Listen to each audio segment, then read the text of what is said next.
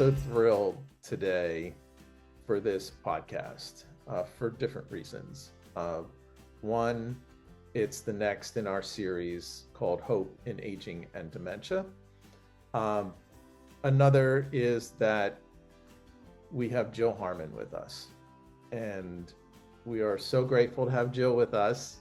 And this is Jill's first podcast ever, and so we're just grateful that she's honoring us with that time and being here with us. And so I'm Todd, founder and CEO of My Care Friends, and Katie, who is our VP of Programming and Community.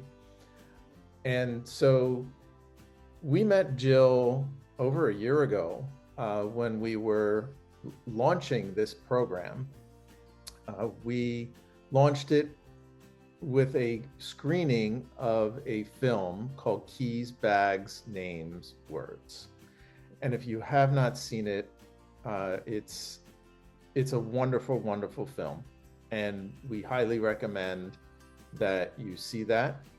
You will not only see Jill and what Jill has experienced, but many other wonderful human beings who are, who have been caregivers in the world of dementia, Alzheimer's, and other dementia-related illnesses, and who are doing great work. But today, we're going to sit here with Jill and just have a conversation. So, Jill, we're thrilled to have you. We're so looking forward to you sharing your story about caregiving for your husband, Don, and just welcome. Thank you. Thank you so much. I'm honored. As are we. We are very honored to have you here.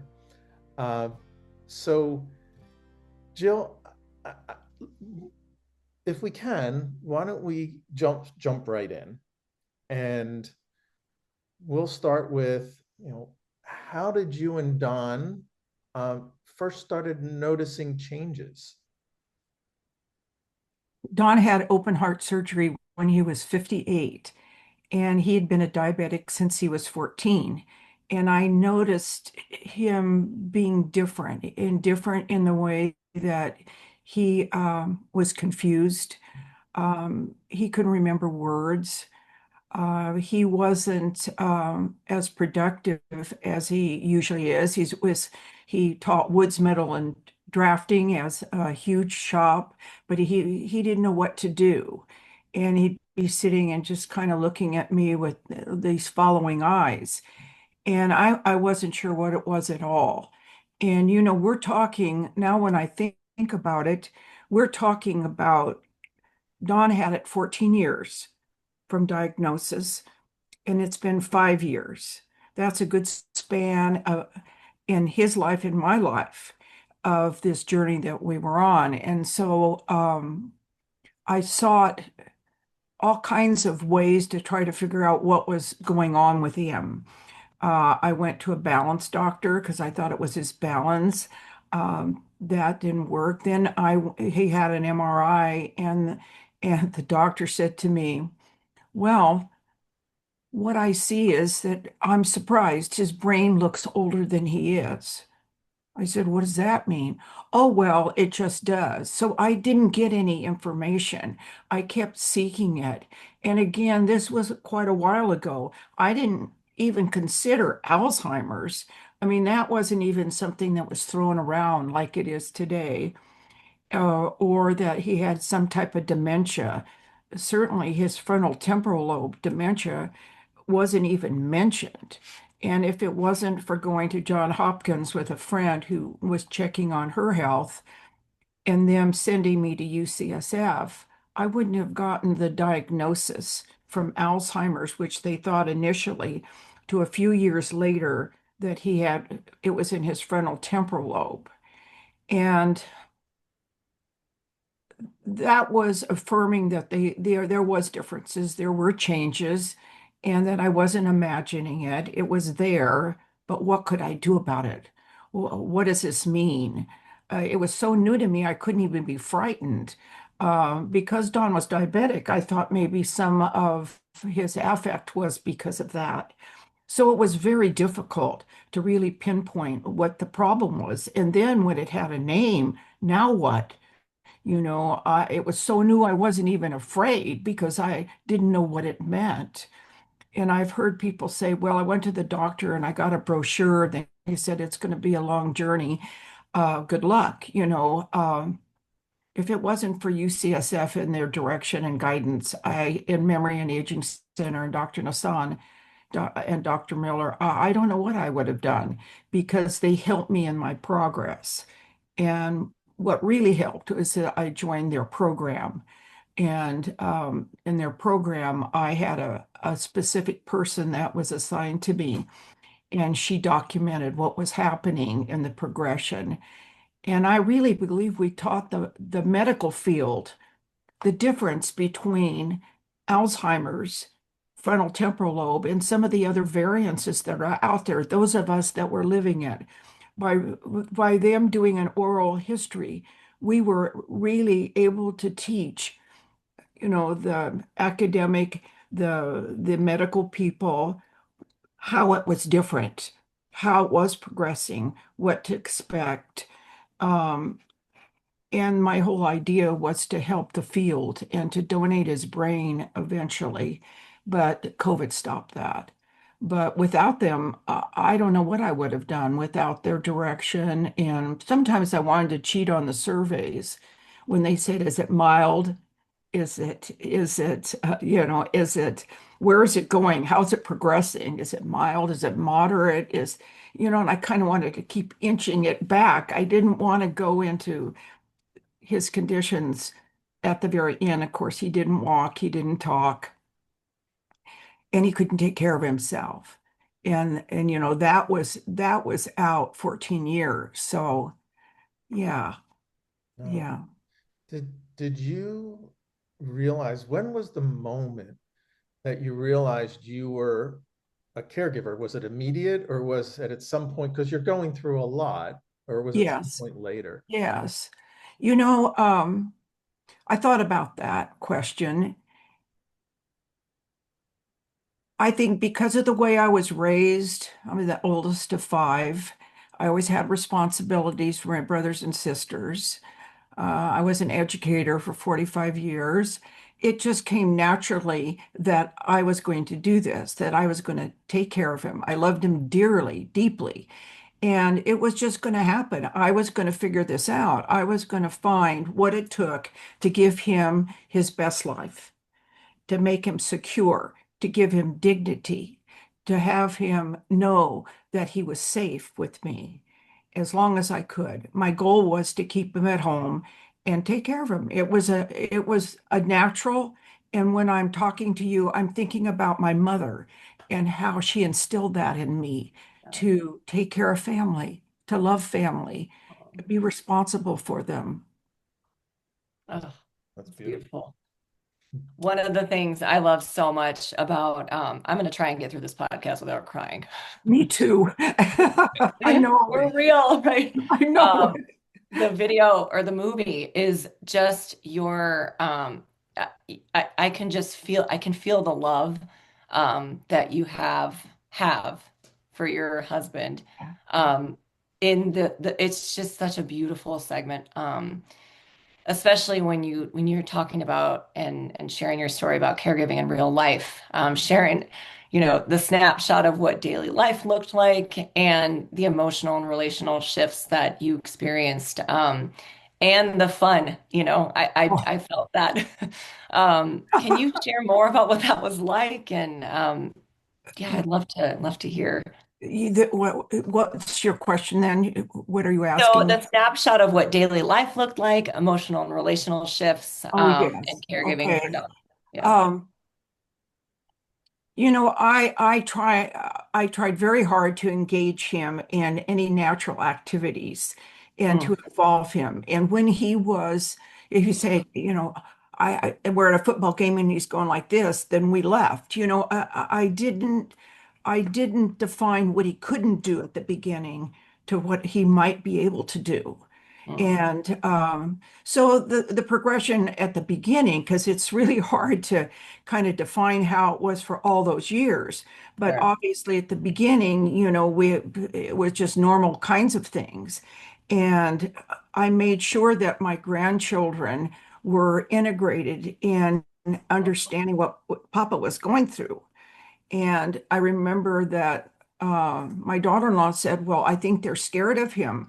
I said, "No, they're not scared. They're not." You know who was scared? I won't say, but you know Right. what I'm saying here. They weren't scared. And in fact, every time I see them, I talk about how they gave so much to Papa. So Mm. anyhow, we went from a normal life where I would give him socks to take apart. Oh, that was a disaster because I had to put them all back together and it was too many. And folding towels and sweeping. And he loved being raking and sitting in the leaves and playing with the cat and doing just normal things to, as it progressed, he became frightened of being in a car. The sound and noise of activities were too much for him. His security of being away from home, just grew and grew. And so I just grew with it. I didn't have a timeline, and you don't have a timeline. You almost feel like you're on a stationary bike. You can't go backward and you can't go forward. You're there. And if anything, the beauty of this, and there is beauty to it, is it gives you this depth of really experiencing the now, the Mm. today, to slow down and just feel where you are and what's happening. And he was my focus for so long, particularly the last 8 years. It was full time. I left my job and I was a counselor at the college and I left it because I got a call and they said, "Don's on the roof." I go, "What?" Oh, "I'll dear. be right home." And I knew right there I was getting off and he's waving at me like this and he's happy. He was happy. He was joyous. Um, and he said, "Wanda, I'm here." That's what his name for me. He called me Wanda. I mean, he got to a point he didn't know if I was his sister or his mother, but I didn't let that hurt me. Mm. And I asked him once, "How will I know that you love me?" And he said, "Look at my eyes." Oh, And that picture of us that's on the documentary, I didn't know what they were picking. I had no idea we were the face of the documentary, not at all. But you look at his eyes, and there they are. yeah. There they are. He knew me till the very end. Who I was, Wanda or whomever, it didn't matter. But I went from Hoyer lifts and learning what a Hoyer lift was to, Mhm. wheelchairs to lift chairs to changing the bathroom so he could go in there with the wheelchair and take the sprayer and spray the whole bathroom. And I'd get in there and we'd laugh. But humor and laughter are the seed to your joy. Yeah. Yeah. Yeah. Thanks for sharing that. Oh my gosh. It just continues to strike me as just so beautiful how you and Don. Thank you. And it blows me away when people say, "I just loved your Don. He was the greatest guy." And I tell people all the time, "Oh, I wish you could have met him. You'd have been crazy about him. He really liked people. He was so Mm. fun. He was so boyish." And we both had that childness in us that we could Mm. enjoy just the small things. And that's it. It's the moments. Don't give up your joy. Don't give up your intensity of loving that person. They're different, but they're there. They're Mm. there and they deserve dignity. They need affection, just like you do as a caregiver. So many of the things a caregiver needs, you need as a caregiver. You need connection. You need love. You need recognition. You need inclusion. All those things are not so different. Right. Yeah, I absolutely. I hope that answered your Oh my question. gosh, Yes. absolutely. Actually, it's a perfect I could segue. rattle on too much, I guess. No, Beautiful. yeah, it is beautiful. And it's a perfect segue to the next question, which I'm going to pick up from Katie, which Go is for it. Yeah. what what helped you cope? You mentioned connections. So was it people, or did you have certain wellness practices or a community or mindset? What helped you? Well, somebody asked me once, I'm going to back up for a minute, but Yeah. asked me once when I was speaking at one of the screenings, and she said, "How did you take care of yourself?" Yeah. Nobody had asked me that Mm, ever. And I thought about it for just a second, and I looked at her, I said, "Not very well." mm, Didn't have time to do that. right. I would say to caregivers out there, make time for yourself. You need to. I mean, I did later get some caregivers that helped me sleep because I wasn't sleeping because he was right next to me and I wanted to make sure he didn't wander or get out of bed or do anything or need something. Um, your question again, I forgot it. What Oh, was it again? it's fine. You're touching on it, which is, were there people or certain Oh, yes. specific community that helped you cope? Well, again, because it wasn't just a normal conversation you'd have, or, it was so early in the recognition that dementia was going to be what it is, and certainly this global thing now, it wasn't talked about. I had to find my own resources. And of course, now there's so many more, but then no. And so what did I do? I did sign up at one of the aging agencies here on a caregiving um, kind of a training thing. And I went, and it was interesting that most of the conversations and all were the parents. It wasn't spouses, it was parents. Oh, But interesting. I learned a few techniques and I shared a few things, but I thought I've got to keep looking for some help. And what really saved me is really having personal counseling. And for Mm, me, it was life-saving. I still see her once a month. We're basically good friends now, so we chat about just general things. But I couldn't have gotten through it without, I believe, the mm, personal counseling where I could cry and right. I could emote and not lay it on anybody else. Because truthfully, we were very isolated. Yeah. We live the COVID life. So when COVID came, I said to myself, now people know how I felt because people were Um, afraid. I guess they were afraid. I mean, I put it that way, they frame it that way. They didn't come. And even his family um, said, they'd come just intermittently.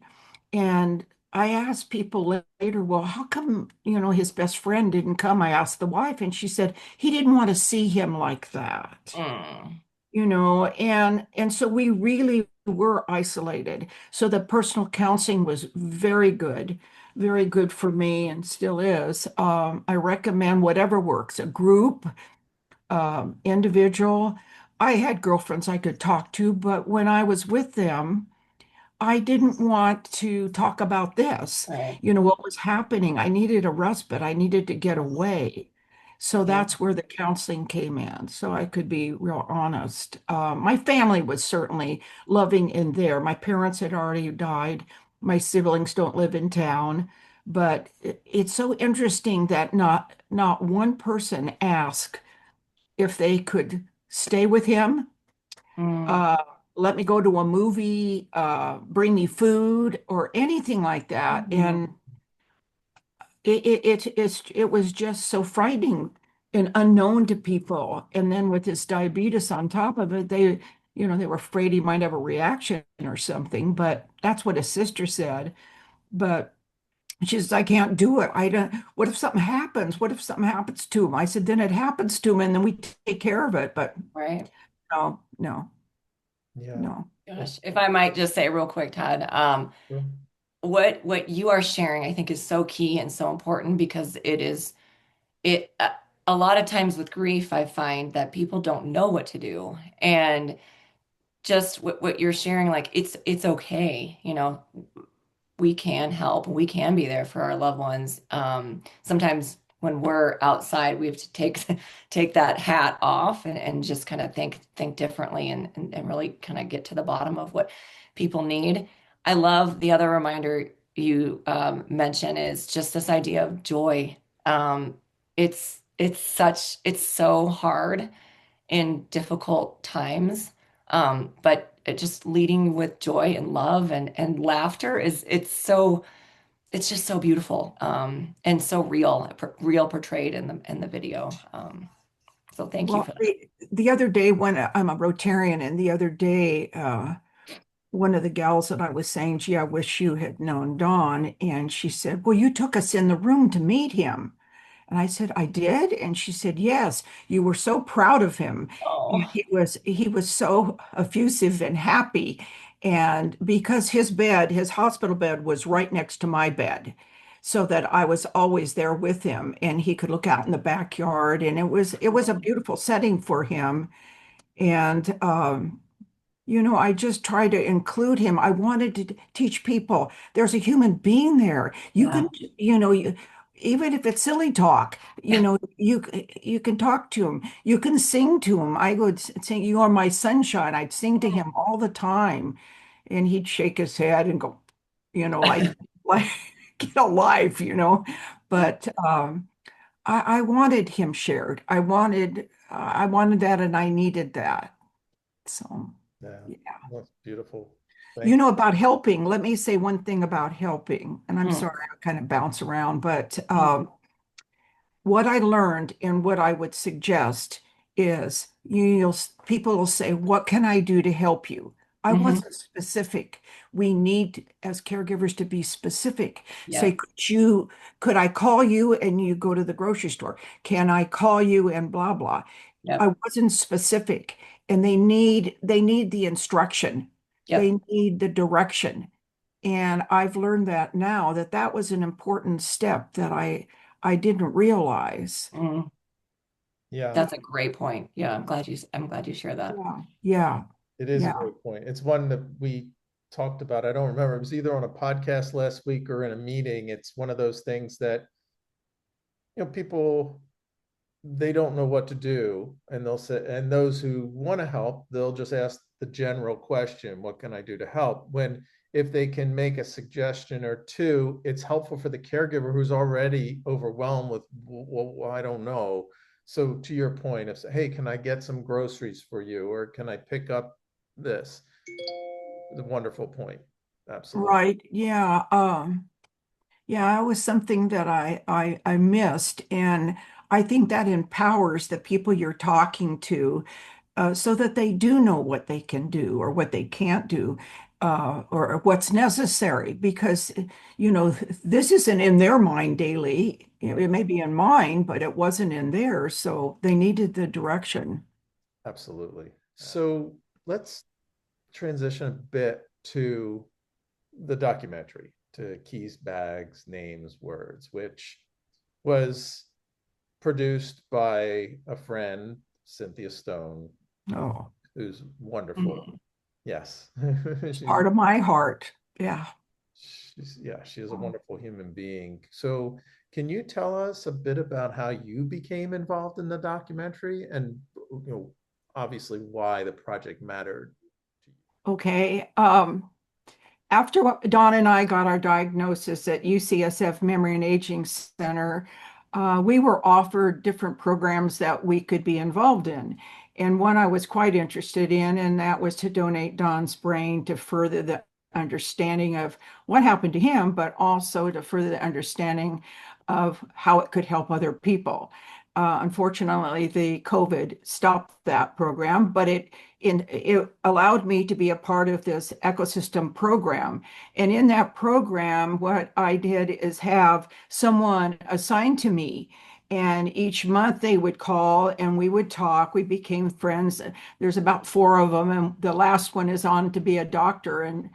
And she means the world to me. Each of them did, because they were kind of a lifeline when I was so isolated.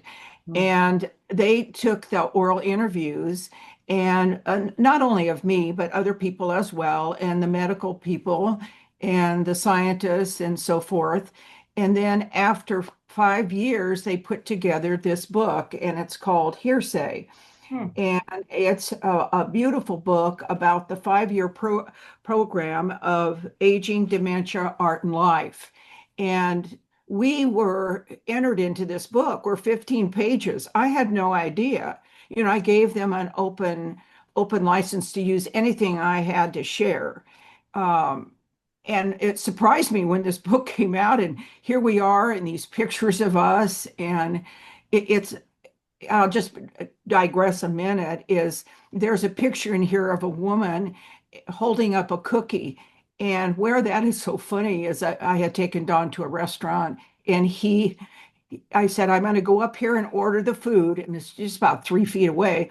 And so I turned to pay, and all of a sudden he was gone, and he was sitting there with this woman. And I said, "Oh, hi, do you have a new friend?" She says, "Well, he either likes me, but I think he likes the cookie." And she's a picture in here, and I never saw her again.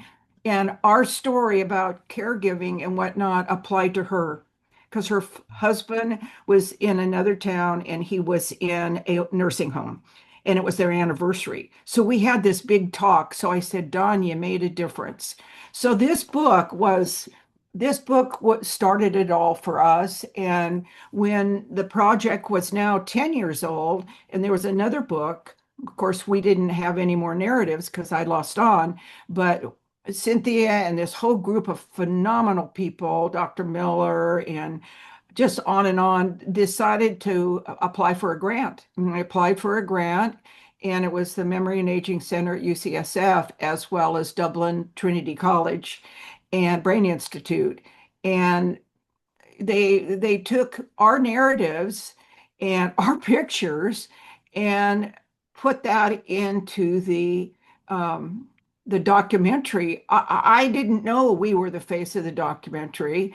I just knew that later we were a part of it, but I didn't know what they picked.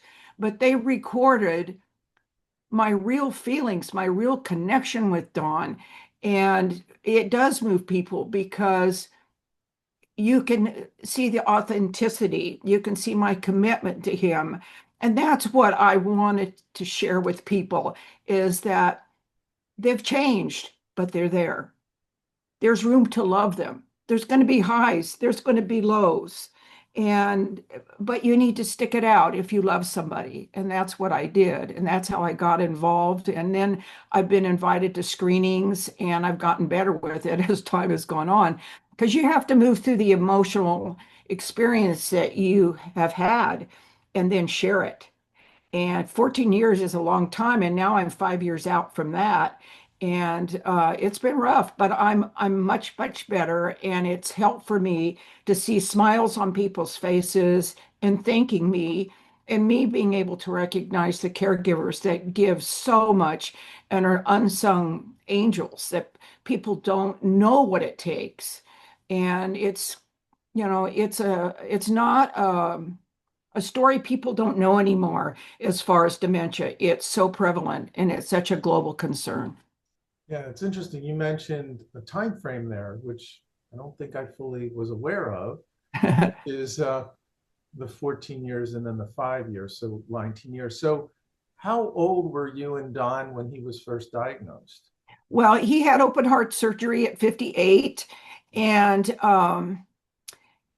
I noticed that there was something different about him, and I kind of researched it, trying to figure out what. I knew they stopped his heart and all that. It had been successful, but I didn't. His behavior was changing. He um, he was getting quieter. He didn't have self-direction. He was getting lost. He couldn't find words, and even a couple of years out, it was still there. So that's when I started trying to figure out, is it diabetes? Was it the heart thing? What's going on? And that made it really rough. And I think that's what people face, is they see changes, but they don't know what they are.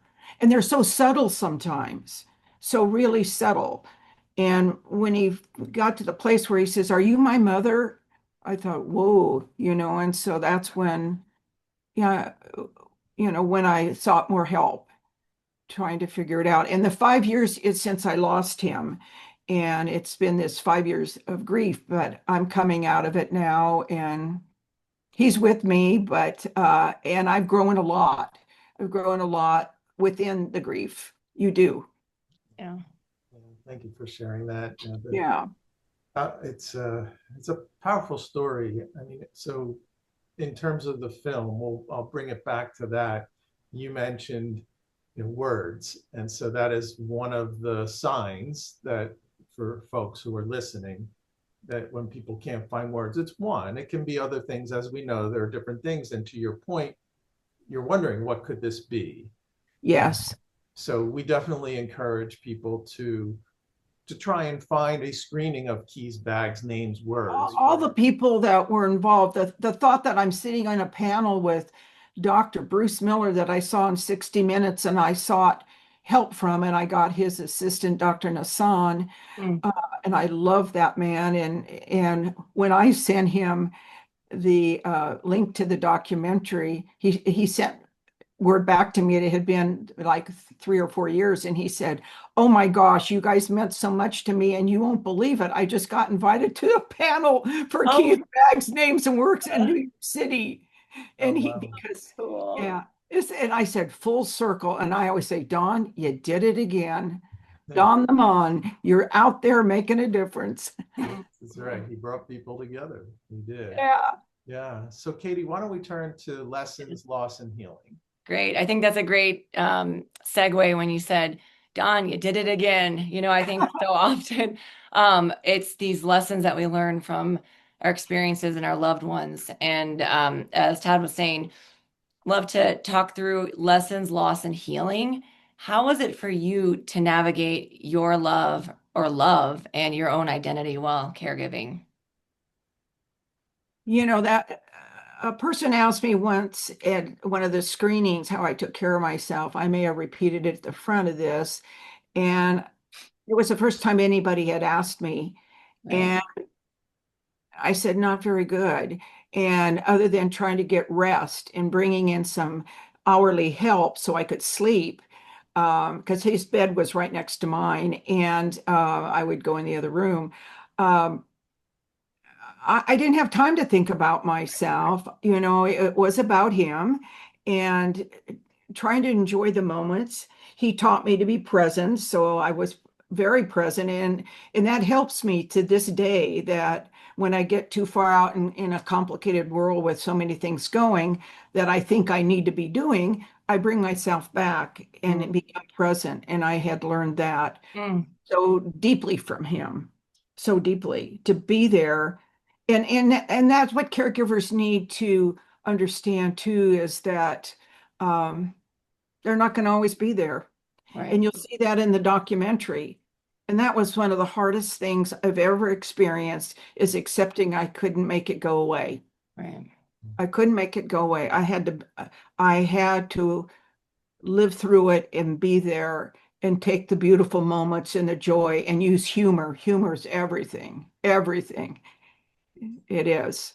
Yeah. Yeah. I love that. Yes, I agree. Humor is so important to integrate, especially when we're thinking about grief. And life, you mentioned this, Jill, life after caregiving and grief. What, I guess for our audience, what's one thing that you can share that you learned about grief following Don's passing? Well, I realized, of course, everybody experiences it differently. And it didn't help to have people say, "Oh, you're going to get over it," or "Why haven't you gotten over it? It's 4 years now." Those things are hurtful, and it takes the time it takes. And Mm. you can't put a beginning and an end to it, and it flows. It goes up and down like a wave, Yeah. and just about the time you think you're on top of the wave with your surfboard, boom, you go down into the circle. Yep. But what what helped me greatly was getting personal counseling, where I had a place to cry. I didn't know what I'd say a lot of times. I just go there, and then when I left, I knew I was at a better place and I felt better, and that I wasn't alone, and I didn't have to burden family or friends. I could kind of be with them. Uh, your good friends sometimes don't want to talk about it, and they don't want to come around, and your family, it's painful for them. So to have a neutral person, either in a group dynamics or individual, whatever works for you, there's far more resources now with the since I started doing this, so many years ago. And I really think that the aging agencies in town, the web, your website all can really be valuable, not only Mm, to help the caregiver, but the caregiver's care. hmm. Yes, it's so tricky, if I'm personally thinking about this after my sister's passing, I want to honor her and continue advocating for her, the experience that I went through, my family went through with caretaking and so on. But sometimes, like you were saying, it's a wave, it's hard. Sometimes I just kind of want to step back.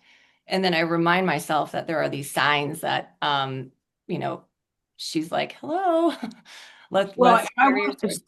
speak to the people that are by themselves. See, I don't have children Mm, at home. yeah, I have this a is it. child, he lives out of town. I'm alone. Hmm. And there's a lot of alone time. Yeah. And you're with your thoughts and your feelings about Mhm. things, but you have things to do to keep your life moving. And sleeping well, eating well, drinking lots of water, that really helped.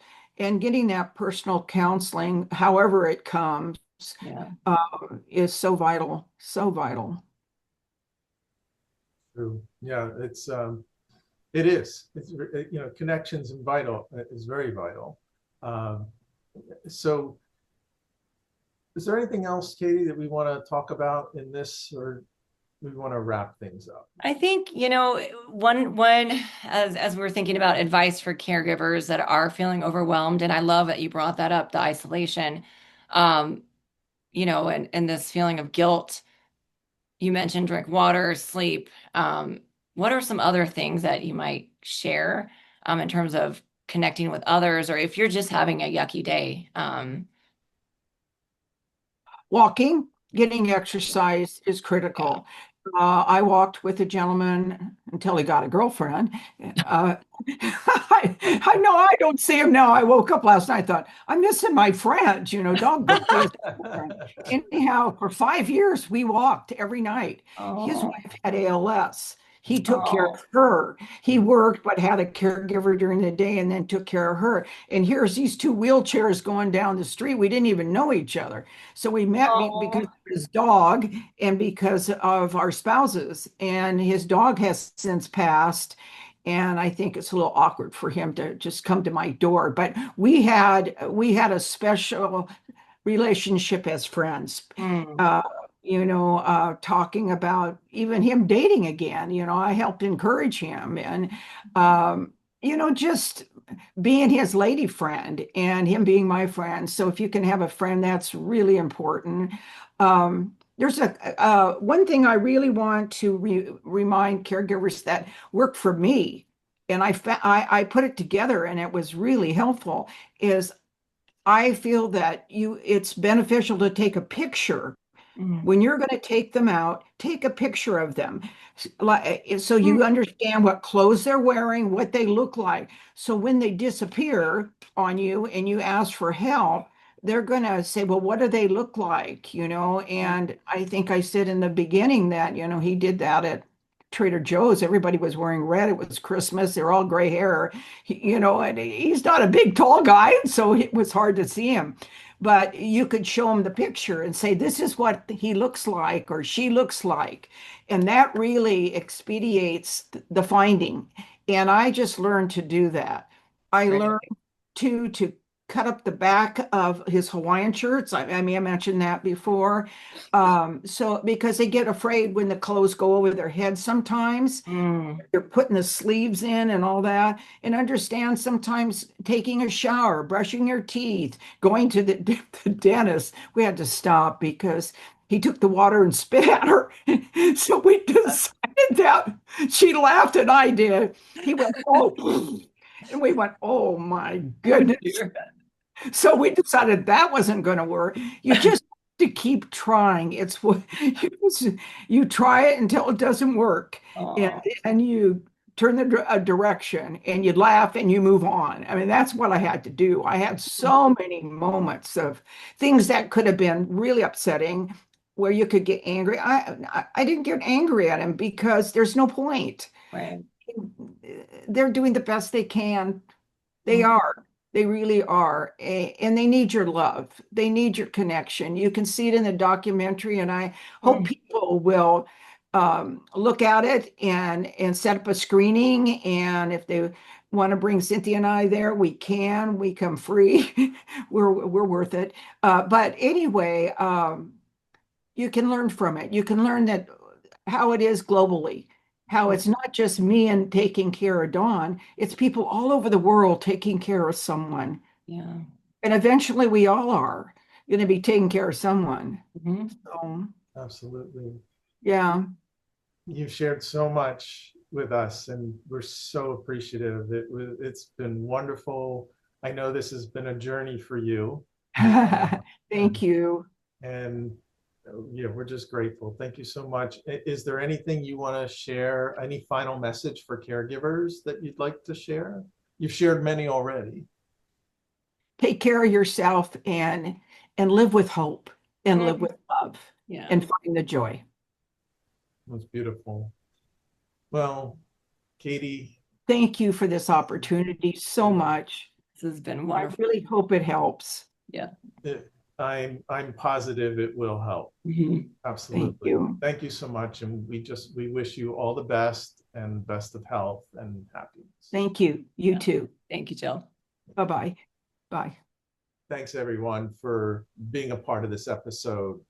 Uh, Jill is a very special person, and just she's so heartfelt, and the love she felt for Don was immeasurable. And I think that there are so many wonderful messages here. And Katie and I, we felt this way before we recorded. And what would you say, Katie? Yes, I think I was telling Sharon with Todd earlier, it's just so wonderful to be able to hear a story in such a genuine and beautiful way and with such a caring individual that truly does offer up, this idea of hope in a really difficult um, situation and experience for such a long period of time. I think it's, whether it's Alzheimer or dementia or you're caregiving for any sort of ailment or anything, it's just this idea of like we can move forward. Um, just such a beautiful message. Absolutely. So to all of you out there caring for a loved one with some form of dementia, Alzheimer's, whatever it may be, I hope that you can take some of Jill's wisdom today, and hopefully that will be helpful in your journey and overall, anybody who's caring for a loved one or a friend, what have you. Hopefully her messages are universal. We know they're universal, and they can be helpful for you. So to everyone, we wish you all the best of health to you and your loved ones. Take care. Be well.